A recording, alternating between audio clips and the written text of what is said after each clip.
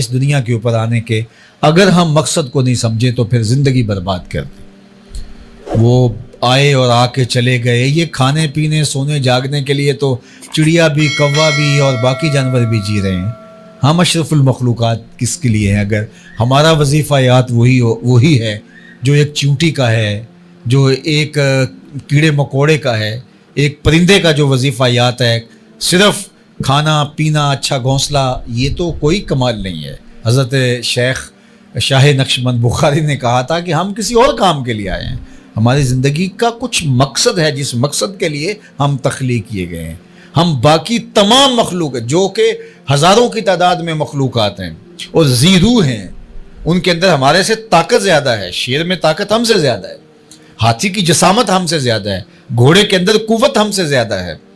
عقاب کی نگاہوں میں جو ہے وہ زور ہم سے زیادہ ہے، کسی کے پنجوں میں طاقت زیادہ ہے۔ تو آپ دیکھ لیں جتنے بھی پھیلے ہوئے جانور ہیں، کسی کی رفتار بھی ہم سے زیادہ ہے، لیکن اس کے باوجود یہ اتنی خوبیوں کے باوجود وہ مقصود نہیں ہے کائنات کا۔ مقصود کائنات کا حضرت انسان ہے، اور اگر اس کا وظیفہ بھی وہی ہو جو ان کا وظیفہ ہو تو کتنی عجیب بات ہے۔ ایک شخص کو وزیر اعظم بنا دیا جائے اور وہ صبح جو ہے وہ دابڑا اٹھا کر وہ بھی مزدوروں کی طرح جا رہا ہو تو اسے کہا جائے گا کہ یار تجھے پتہ نہیں کہ تیری ذمہ داریاں کیا ہے؟ تیری ذمہ داریاں ملک کے نظم و نسق کو چلانا ہے، اور تو جو ہے وہ دابڑا اٹھا کر کے اور تیسی کانڈی پکڑ کے تو کہہ رہا ہے کہ نہیں میں مکان بنانے جا رہا ہوں، تو پھر تجھے پتہ ہی نہیں، اپنے منصب سے آگاہی نہیں ہے۔ تو اس کو اللہ تعالیٰ نے اشرف المخلوقات، نائب الہی، خلیفۃ اللہ فی الارض بنایا تھا،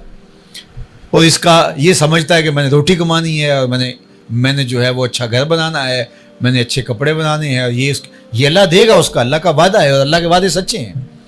اور اس کے لیے اس کو کچھ محنت، کچھ وقت دینا جو ہے وہ ضروری ہے۔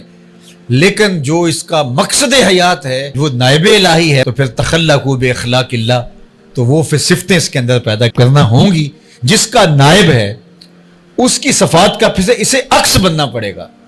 عکس جمال کبریا اس کو بننا پڑے گا۔ کیوں؟ اس لیے کہ یہ نائب الہی ہے، پھر اس کی صفات کا عکس اس کے وجود سے دکھائی دے،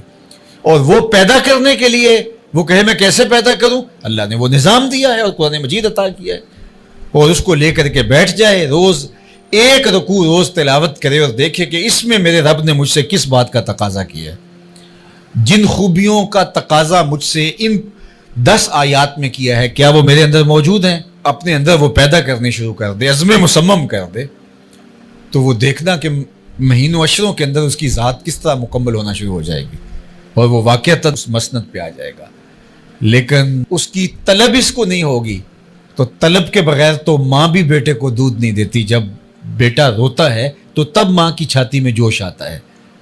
تو اللہ جل شانہ کی نیابت کوئی چھوٹا انعام ہے، کوئی چھوٹی بات ہے اس کی نیابت، لیکن ہماری ترجیحات ہی وہ نہیں ہوگی، ہماری خواہش تک وہ نہیں ہوگی، اور اس منصب کو حاصل کرنے کے لیے جو ایثار اور جو قربانی ہمیں دینا پڑے گی وہی نہیں ہوگی، ہماری سوچ اور فکر کی وہ بلندی تک نہیں ہوگی، تو پھر نتیجہ کیا ہوگا؟ پھر وہی ہوگا جو نتیجہ ہمارے سامنے ہے۔ اس لیے ہم اگر چاہیں کہ اللہ کی قربت حاصل کریں اور واقعتاً اس کے نائب بن کے دکھائیں، تو پھر یہ مربوط منظم نصاب ہے ہمارے پاس، اس کے مطابق اپنی زندگی کو ڈھال لیں،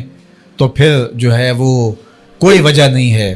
کہ یہ کتاب ہماری زندگیوں کو نہ بدل۔ یہ زندگیوں کے اندر ایسے حرارت اور بجلی بھر دیتی ہے، اور اس کتاب کے ساتھ ایسے اجالے ہوتے ہیں، اندر کی ظلمتیں مٹ جاتی ہیں، خیر اور نور کے چشمے پھوٹنے لگتے ہیں اندر سے، اور باطن جو ہے وہ اجالوں اور روشنیوں کا منبع و مصدر بن جاتا ہے اس کتاب کے ساتھ جڑنے سے۔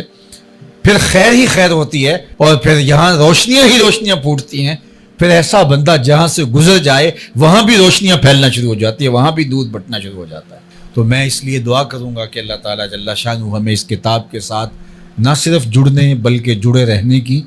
اس کتاب کے ساتھ نہ صرف اعتقادی تعلق بلکہ اس کے ساتھ عملی ربط،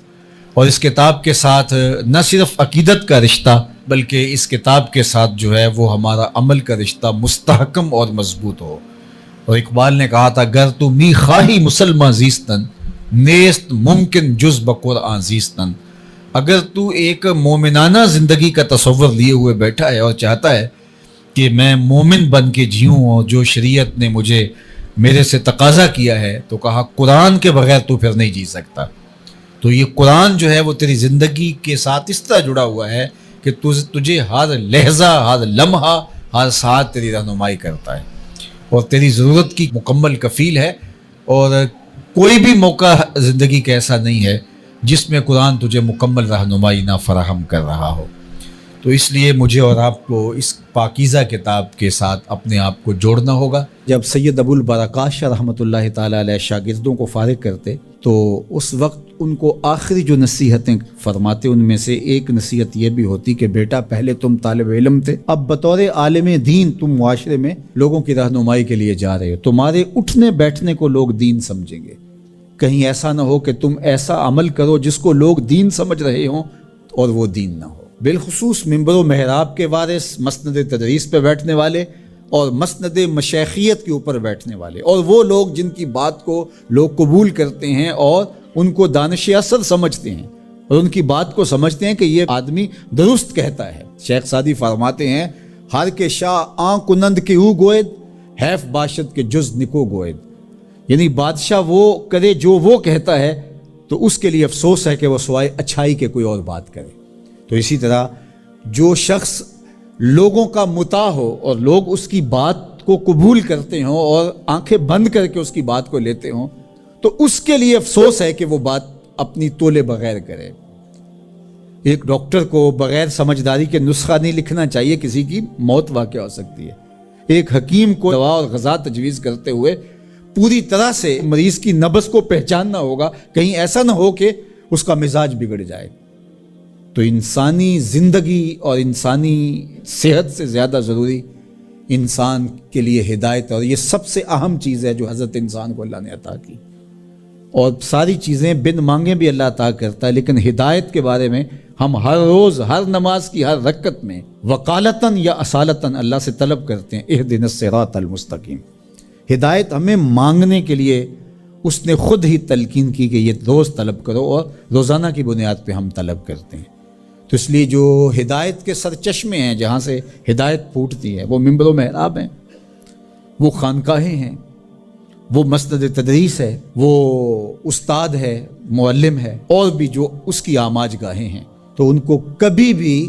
ایسی بات نہیں کرنی چاہیے کہ جو قرآن مجید کی تعلیمات سے برعکس ہو۔ تو ہماری فکر کے سوتے قرآن سے پھوٹنے چاہیے، اور اگر ہم قرآن سے اخذ فیض ہی نہیں کر پائیں گے، یہ صلاحیت بھی ہمارے اندر نہیں ہوگی، تو پھر ہم تقسیم فیض کیسے پڑھ؟ جب اخذ کی صلاحیت نہیں ہے تو پھر تقسیم کی صلاحیت کیسی ہوگی؟ تو اس لیے سب سے ضروری بات جو ہوئی وہ یہ کہ ہم اخذ فیض کی صلاحیت قرآن مجید سے اپنے اندر پیدا کرنے کی کوشش کریں۔ ومن دعا الیہ ہدی الی صراط مستقیم، اور جس نے اس قرآن مجید کے ساتھ رہنمائی کی اور لوگوں کو اس کتاب کی طرف بلایا تو وہ بالکل سیدھی راہ پہ ہے۔ ان ھذا القرآن یہدی للتی ہی اقوم، یہ بالکل 100% درست اور صائب راستہ قرآن بتاتا ہے۔ اپنی زندگی کو قرآن کے سانچے میں ڈھال لو، پھر دیکھنا کہ یہ بالکل اقوم اور سیدھی راہ ہے جس کی طرف تمہیں لے جائے گا۔ تمہاری دنیا بھی سرخرو، تمہاری آخرت بھی سرخرو۔ اللہ